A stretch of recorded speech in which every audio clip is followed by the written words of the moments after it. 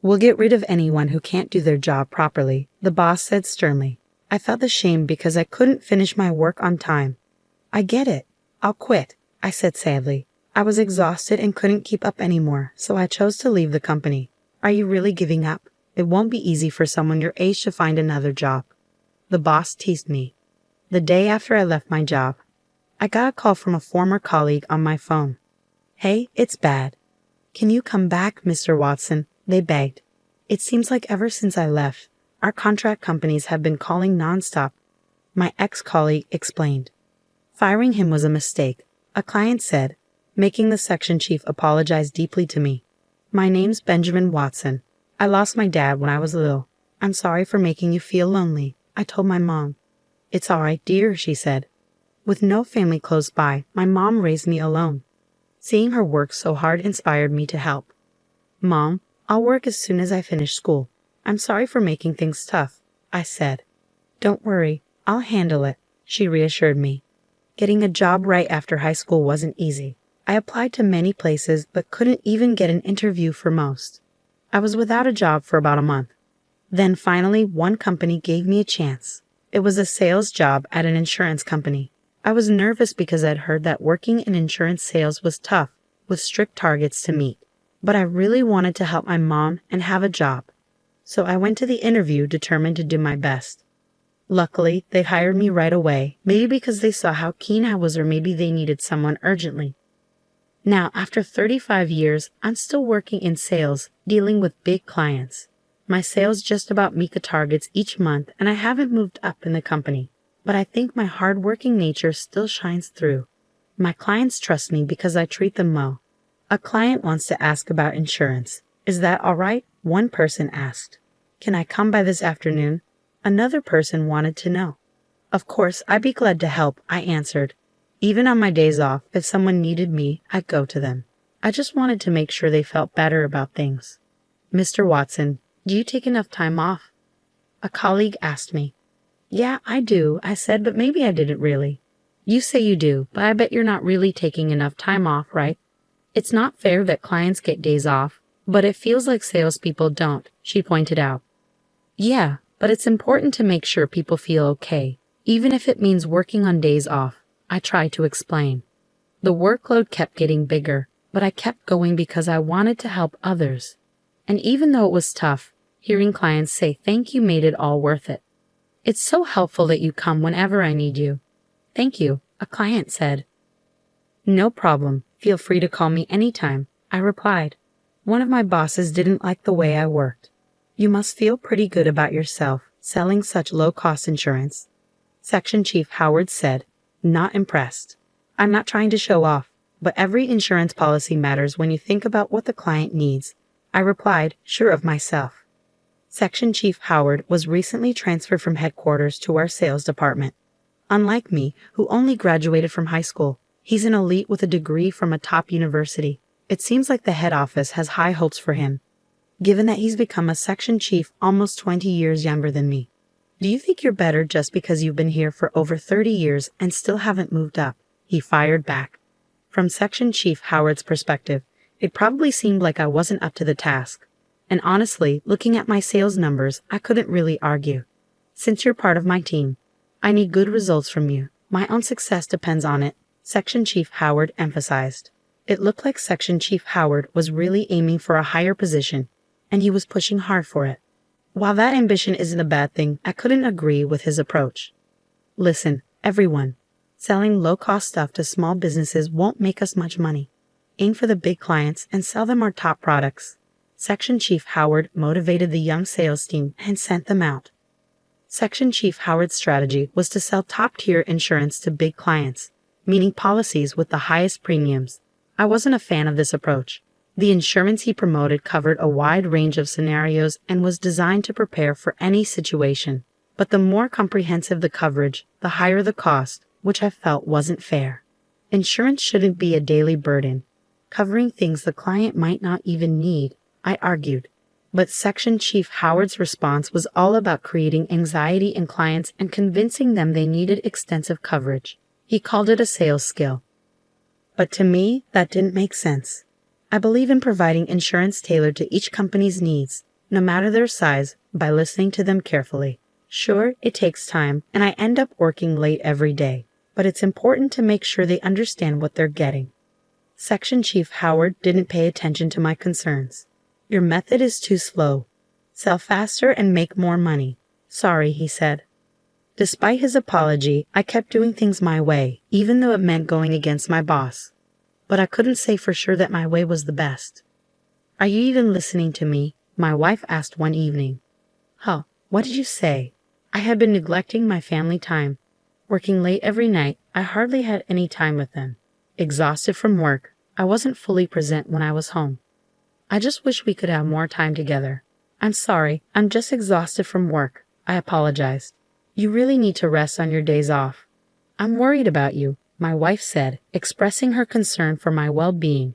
My wife wasn't happy about how little time we had as a family. Despite working for them, they were feeling neglected. Was this really all right? I kept asking myself that question, and then my way of doing things seemed to reach a dead end. I'm really sorry, I couldn't meet the quota. I apologized to Section Chief Howard as he scolded me. I couldn't meet this month's target, I admitted, feeling desperate. Mr. Watson, do you think you can make up for it next month? Section Chief Howard asked.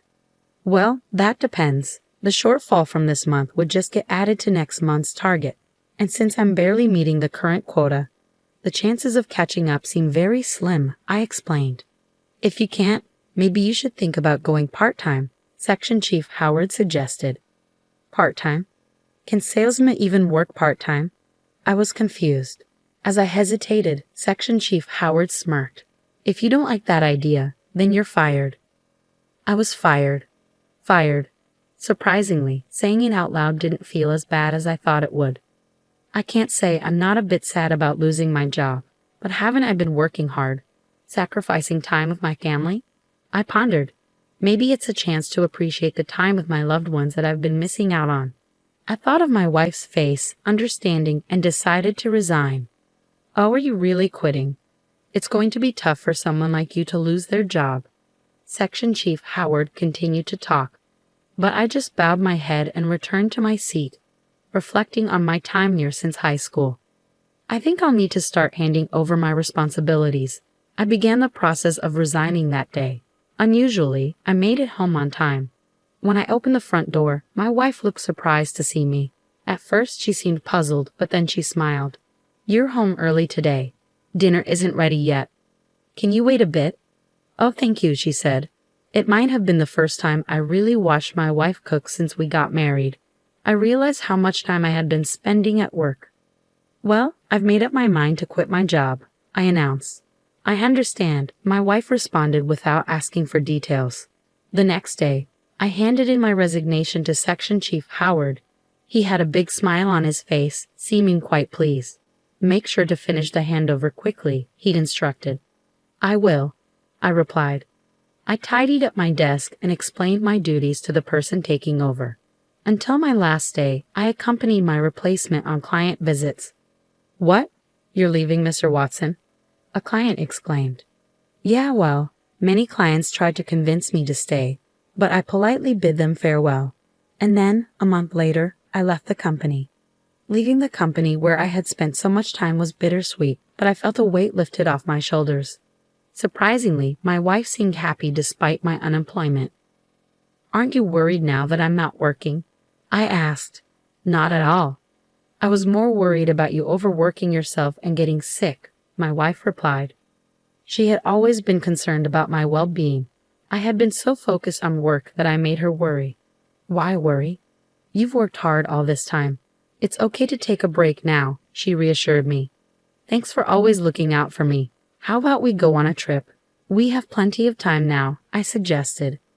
That sounds wonderful. Let's go to a hot spring and relax after all those years of hard work, my wife agreed.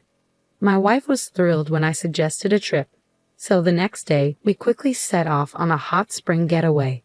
However, while we were relaxing together, I received a call from a former colleague on my smartphone. What's wrong? It's really bad, Mr. Watson. Please come back, the voice pleaded urgently. I was taken aback by my ex-team member's distress. I asked him to explain what was going on. He told me that ever since I left, the company had been bombarded with calls from our contract partners. They were all threatening to cancel their contracts now that I was gone. The sheer volume of calls was disrupting their normal operations. It's not just the calls. If all these contracts get canceled at once, it will be a huge problem for the company. Can't you please reconsider and come back? He begged desperately. I'm sorry, but I won't be returning, I replied firmly. What? He exclaimed in disbelief. Handle each company with care and sincerity. That's all, I said before ending the call and turning off my smartphone. My wife, who had been observing, looked puzzled. What was that about? My ex-team member asked me to return, realizing how valuable you were after I left, I guess, I explained. My wife smiled at the story. Even though I missed my job, I knew that if I went back, I wouldn't see her smile like this. I made the decision not to return to work, for the sake of my wife and the happiness I saw in her expression when I wasn't working. From then on, I ignored calls from my ex-team member and enjoyed our trip. While out for a walk, my wife suggested we visit an old-style cafe. This place looks charming, doesn't it? I've been wanting to check it out. You have a good eye for cafes, I commented. My wife's expression turned slightly melancholy at my words, and I wondered if I had said something odd. You see, visiting cafes is one of my hobbies, she confessed. Oh, I didn't realize. Cafes are popular and have such charming food, so it makes sense that many women enjoy them. I responded. I'm actually a certified barista, did you know? She revealed. That's incredible, I exclaimed. I've mentioned before that visiting cafes is my hobby and about my certification. My wife continued, her tone growing a bit subdued. I hung my head in realization. I must have missed that when I was working. I'm sorry for not paying attention before. That sounds great. When we get home, I'd love to try your special coffee, I replied. True to her word, when we returned from our trip, my wife brewed me some coffee. It was completely different from the instant coffee I usually drink. This is delicious. I can't believe I can have this at home. I'll make it for you anytime, she promised. From then on, my morning started with the coffee my wife made for me. Spending more time with my family, I realized there were so many things I didn't know. While regretting that I had neglected my family until now, I decided to cherish every moment with my wife. A few days later, I got a call from Chief Howard. I hesitated whether to pick up, but given the recent situation with my ex-team member, I decided to answer. Mr. Watson, I made a mistake. I'm sorry. Can you please come back? Chief Howard apologized and asked me to return to the company. It turned out Chief Howard had been dealing with a flood of calls from our contract partners. He had personally visited them and apologized. Mr. Watson was always kind and considerate, even when everyone else was pushing insurance aggressively. That's rare these days, Chief Howard explained. It wasn't just one or two companies, it was the same story everywhere he went. Firing him was a mistake, Chief Howard admitted, realizing that his sales approach was wrong. Listening to Chief Howard relay the words of the customers warmed my heart. I was mistaken. What the customers truly value is thoughtful service, he admitted. You have a keen eye for understanding customers. I want to start from scratch and learn from you, Chief Howard confessed, his tone devoid of the condescension from before. I appreciate your offer, but I won't be returning, I declined. I understand. Well, if you realize your mistake and change your ways to treat your customers better, then that's what matters. I've already found a new job, I explained. My words seemed to catch Chief Howard off guard, even over the phone. After a moment of silence, he responded, I see. There's nothing more we can do then. Chief Howard sounded disappointed as he apologized to me and ended the call. While I do worry about the company I used to work for, I'm also excited about starting something new. No matter how old you get, starting afresh is nerve-wracking. But as long as I'm with my wife, I know I'll be okay. Together with my wife, we opened a small cafe. When I lost my job, my wife shared a little dream with me. I want to run a cafe I love and enjoy a relaxed life in our old age. So we saw my resignation as an opportunity to chase my wife's dream together. At first, most of our customers were her friends, but soon word spread and our business started to thrive. With my background in sales, I was good at serving customers, while my wife enjoyed chatting with her friends while working, always seeming happy. One day, as I greeted a customer as usual, To my surprise, it was Chief Howard. His eyes widened when he saw me. I couldn't help but give a wry smile and led him to an open seat. "Is this your new job?" he asked. "Yes, my wife and I started it together," I confirmed. It seemed Chief Howard was taking a break from work and decided to stop by the cafe. He wasn't one to visit places often before, but it seemed he was back in the field since that incident. "You look really happy now, Mr. Watson. Are you?" he observed. Thinking back, I always seemed tired when I was at the company. He might be onto something. I used to feel guilty about not spending enough time with my wife. Now I'm enjoying my work while being with her. "You seem to be enjoying yourself too. You look more energetic than before," I noticed. "I'm training to be like you, Mr. Watson. You're my role model," Chief Howard said before checking his watch and getting up. "I'll bring everyone from work next time." "Thank you for the meal," he said before leaving the cafe, seeming upbeat. It looks like Chief Howard is on a path to further growth from here. "Honey, I made coffee," my wife called out. "Great, thank you," I replied. After closing the cafe, we sat together at the counter, enjoying the coffee my wife brewed. Today had been busy, but it felt nice to sit here with her. We talked about the day's work. It was a calm and special moment, and it was all thanks to my wife. "Thank you for everything," I said to her. "Why so serious all of a sudden?" she asked. "I've decided to treasure these moments of happiness with you from now on," I explained.